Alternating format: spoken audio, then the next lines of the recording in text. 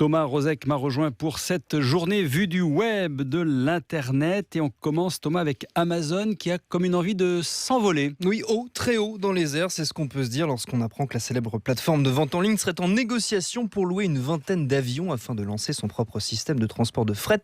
Des Boeing 767 précisément, c'est ce qui intéresse l'entreprise américaine. L'idée, c'est évidemment de gagner en autonomie vis-à-vis des services d'avions cargo traditionnels, mais aussi d'accélérer encore et toujours ces délais de livraison. C'est l'obsession récurrente d'Amazon, être en mesure de livrer ses clients le plus tôt possible. Et ça, pour l'entreprise, ça veut dire limiter les intermédiaires. Une première tentative de livraison autonome par avion restée secrète et jamais confirmée aurait été menée à petite échelle cette année depuis l'Ohio, mais celle qui se profile est bien plus ambitieuse. Mais tout ça, évidemment, Bernard, c'est en attendant les fameux drones d'Amazon censés livrer directement sur le pas de la porte, mais eux ne sont pas prêts, selon les derniers échos, de pointer le bout de leur nez. On en a souvent entendu parler, c'est vrai. Les drones, précisément, le Père Noël devrait en avoir quelques-uns dans sa haute, même pas mal. Oui, on a déjà eu l'occasion d'en parler. Ce sera l'un des cadeaux phares de l'année, tant les prix ont baissé. Mais la plupart des modèles grand public qu'on retrouvera donc sous les sapins français ont tous le même souci. Leur autonomie est très faible, une vingtaine de minutes en moyenne. La faute à leur batterie très sollicitée et donc très rapidement vidée par les appareils. Eh bien, ce sera peut-être bientôt de l'histoire ancienne, tout ça, dans quelques semaines, lors du CES 2016 à Las Vegas, le grand salon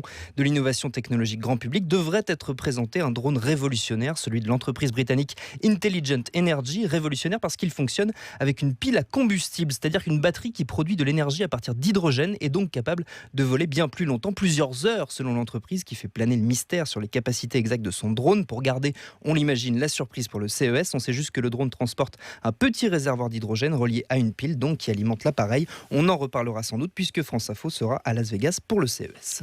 Tout autre chose, Thomas, il faut toujours vérifier ses sources, c'est ce qu'on fait ici à France Info, bien sûr, mais c'est aussi vrai quand on s'appelle Facebook. Bah oui, ça fait toujours plus sérieux. Récemment, Facebook a publié une petite vidéo récapitulant l'année 2015. On y voit retracer les grands événements qui ont marqué ces 12 derniers mois, très riches en actualité. On y parle évidemment beaucoup de la France et des attentats subis par 2 fois par notre pays, mais il y est également question du Népal et des tremblements de terre qui ont endeuillé la région au printemps dernier, des milliers de morts, une vague internationale de solidarité à laquelle Facebook a activement participé. Ça, il tient bien à le rappeler, mais il y a un problème.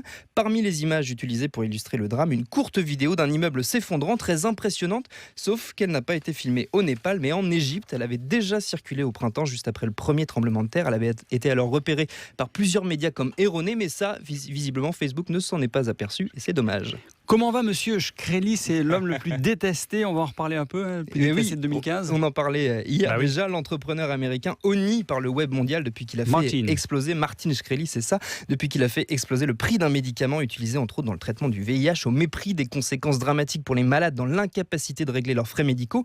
Et hier donc, le web s'est réjoui de toutes ses forces de voir le même Martin Shkreli arrêté par le FBI pour une affaire de fraude. Bien fait pour lui, ont exulté les internautes, mais ils ne se sont pas arrêtés là, car souvenez-vous, on en parlait ça la semaine dernière, Martin Shkreli est également détesté pour une toute autre histoire. Il est le propriétaire de l'unique exemplaire du disque le plus rare du moment, Once Upon a Time in Shaolin, des rappeurs américains du Wu-Tang Clan.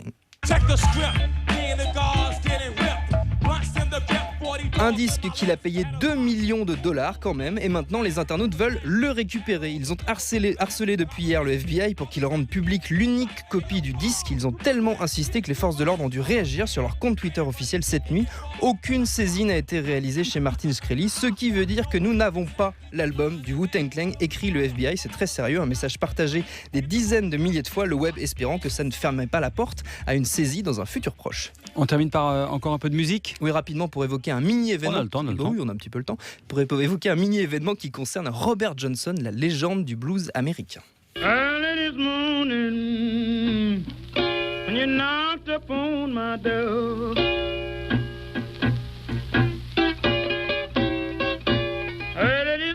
Robert Johnson, c'est l'un des pionniers du genre, et l'histoire la plus fameuse, Bernard, à son sujet, ce serait qu'il ait un jour croisé le diable à un carrefour qui lui aurait proposé d'échanger son âme contre le don de jouer merveilleusement bien de la guitare. C'est un fantasme qui colle assez bien à l'image mystérieuse de Robert Johnson, mort en 1938 à 27 ans seulement, et dont on ne connaissait le visage que grâce à 2 photos seulement. Je sais que c'est dur à imaginer vu de 2015 où le selfie est roi, mais c'est vrai, 2 photos à laquelle s'est ajoutée aujourd'hui une 3e, authentifiée officiellement. C'est ça le petit événement. Elle a connu un joli succès sur le net aujourd'hui, cette image, et puis c'était surtout, Bernard, l'occasion d'entendre un peu de la magie musicale de Robert Johnson, et ça, c'est impossible de s'en priver. Je sais pas s'il en reste encore un peu. Si.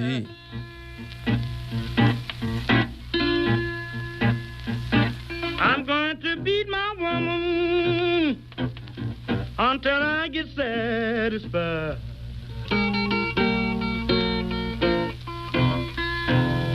She said you don't see why. Ça fait du bien, hein. Ah oui. Thomas Rozek pour France Info Numérique.